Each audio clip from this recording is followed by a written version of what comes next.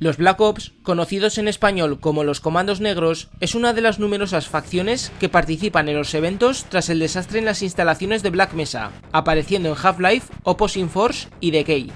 Está formado por un grupo de personas peligrosamente entrenadas para ocultar cualquier evidencia de la cascada de resonancia. Trabajan con independencia de los EQ, pese a recibir órdenes del gobierno.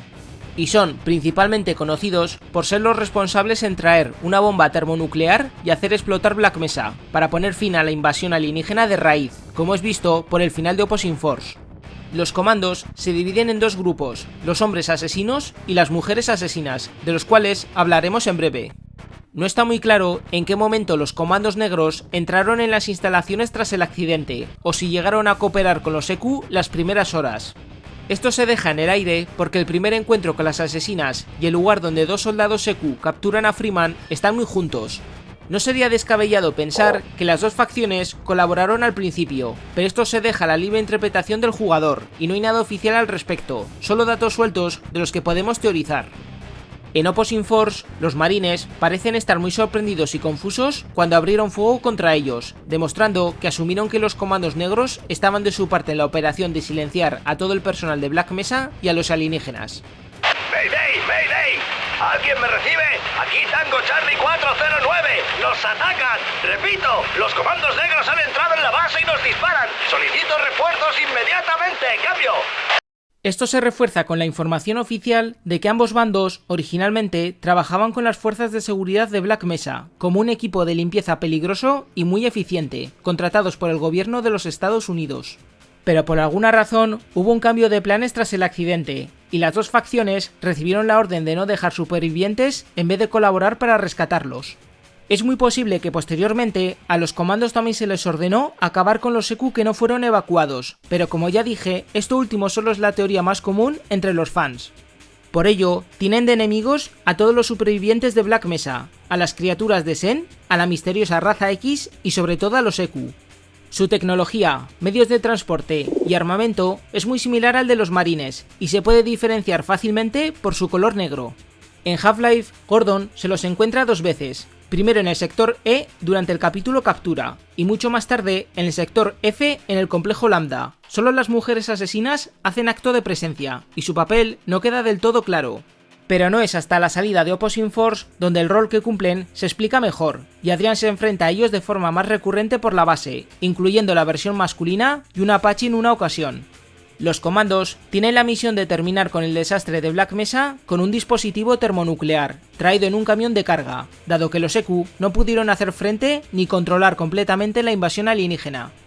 La opinión que tienen sobre los marines no es muy buena, señalándolos de ineptos y despreciándolos completamente, volviéndose hostiles contra ellos en cuanto los ven.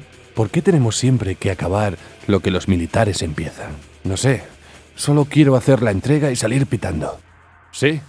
Antes o después esos soldados perdidos van a averiguarlo todo. Su brutalidad y formas de interrogar tampoco se aleja mucho de la de los EQ con los científicos, ya que podemos ver a un ingeniero herido de gravedad dentro de un garaje y pidiendo a Shepard que traiga un médico para recuperarse. En Blue Shift, Barney nunca se los encuentra, quizás porque su historia solo se da durante el primer día de la invasión, y los comandos aún no habían llegado en masa a Black Mesa, pero como siempre es algo que cada uno tiene su opinión personal. En la expansión Decay solo aparecen en la misión extra de los Vortigauns. Concretamente peleamos contra 3 mujeres asesinas en el parking subterráneo donde luego Adrian visita en los eventos de Opposing Force.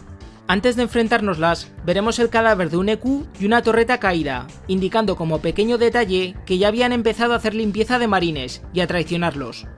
Pues terminada esta introducción, vamos a hablar en detalle de los miembros que forman este bando y los vehículos que usan. Para empezar, tenemos a las mujeres asesinas, que son uno de los oponentes más rápidos de la saga. Siempre aparecen en grupos de 3 o más, y generalmente en zonas abiertas con cajas o contenedores esparcidos, que usan a su favor para esconderse y confundir al jugador. Pueden saltar a grandes alturas, dando volteretas en el aire, visten un chaleco táctico ajustado y de color negro. También van equipadas con unas gafas de visión nocturna que incluye un auricular con un micrófono incorporado, aunque nunca se las oye hablar ni recibir órdenes. Van armadas con una pistola silenciadora de 9 mm y granadas de mano, y si jugamos en modo difícil, el chaleco las hará parcialmente invisibles con algún tipo de tecnología desconocida, aumentando más el desafío contra ellas. Dado que en el primer Half-Life aún no se había aclarado su papel, su inteligencia artificial está programada para colaborar con los EQ, lo que hizo que muchos jugadores por aquel entonces asumieran que ambos bandos estaban juntos en la operación. Es uno de los pocos enemigos en la franquicia que se siente atraído por el ruido que haga el jugador, al igual que los tentáculos o Jeff en Half-Life Alyx. Si oye un disparo o una explosión, irá a comprobar qué ha sido, algo sorprendente para un juego de 1998. Entre algunas de sus muchas curiosidades, podemos comprobar que se tenía planeado un encuentro contra ellas, en el capítulo Tensión en la superficie, tal y como un boceto de un mapa nos sugiere. También tenemos otro concepto donde iban a trabajar para la CIA, llevando un subfusil, gafas de sol, una gorra, ropa ligera y 2 coletas. Se me hace más familiar un diseño así con Duke Nukem, la verdad. It's time to kick ass and chew bubble gum. Existe una imagen promocional donde aparece con una ballesta, y la descripción compara su inteligencia artificial con un jugador real del modo Deathmatch, junto al siguiente texto. Ella es inteligente, tiene una gran personalidad y sabe que el camino al corazón de un hombre es a través del esternón. ¡Wow! Mientras que en el producto final no usan las ballestas, aún se las puede ver llevando el carcaj a su espalda donde se guardan los virotes. Originalmente también iban a dar patadas en combate cuerpo a cuerpo. Estas animaciones permanecen en los archivos sin usar. Sus gafas de visión nocturna eran amarillas en las primeras versiones, esto se cambió posteriormente a rojas.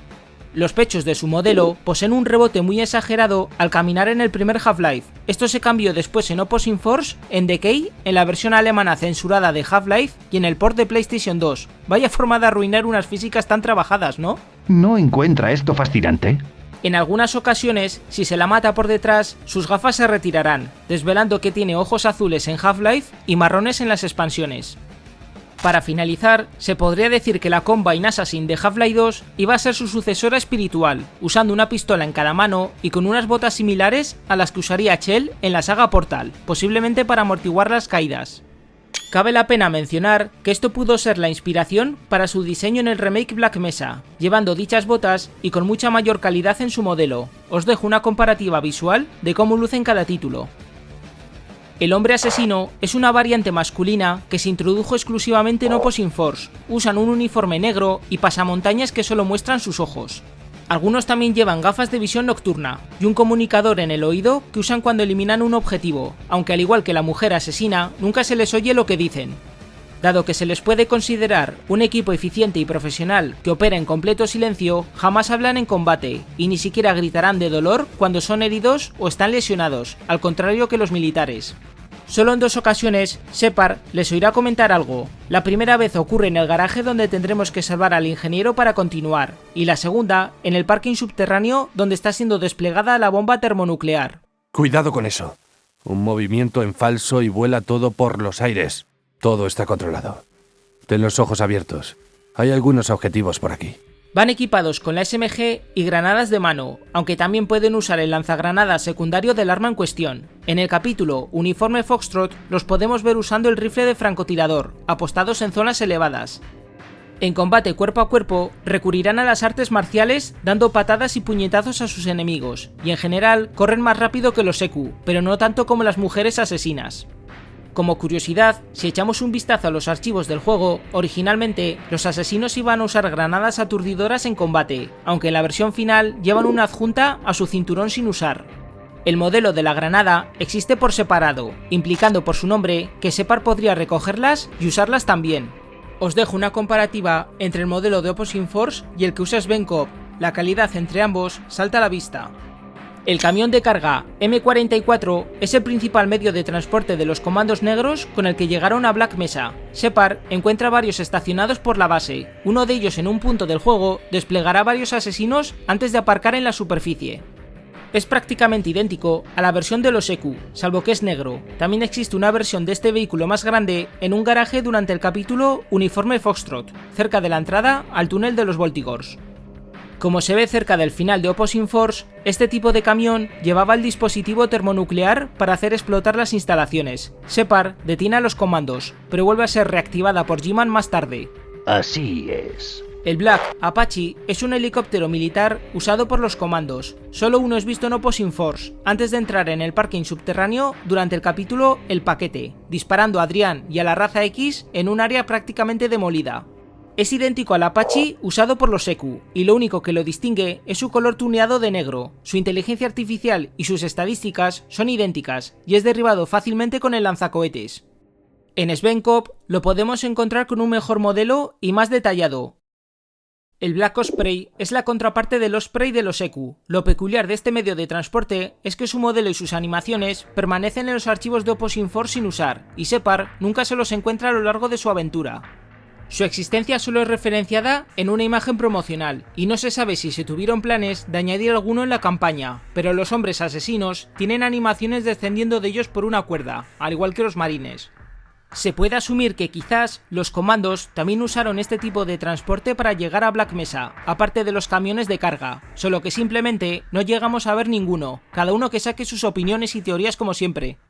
En mods como Svenkop, el Black Osprey fue rescatado y traído de vuelta, y lo podemos encontrar en algunos mapas, desplegando de 2 a 4 asesinos en combate. Su modelo también fue mejorado, como podéis ver a continuación. A los comandos negros también se les ha visto usar el mismo armamento que los Seku, como las ametralladoras pesadas en forma de trípode, torretas centinelas reprogramadas y en una ocasión un mortero durante el capítulo El Paquete.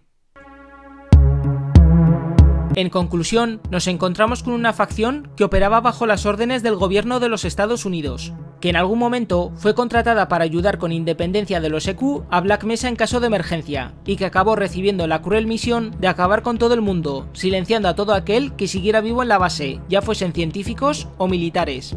Nunca se ha sabido más de ellos, y no han sido referenciados ni mencionados en Half-Life 2, ni en sus episodios o en Half-Life Alyx. Se da por hecho que tras la invasión Combine o durante la guerra de las 7 horas se disolvieron, pero no hay nada oficial al respecto por parte de Valve. Como ya sabréis, Tripmine Studios está haciendo el remake de Opposing Force en el motor Source. Aún no hay fecha oficial de su salida, pero el 15 de diciembre de 2022 revelaron en Twitter un arte conceptual de los comandos negros.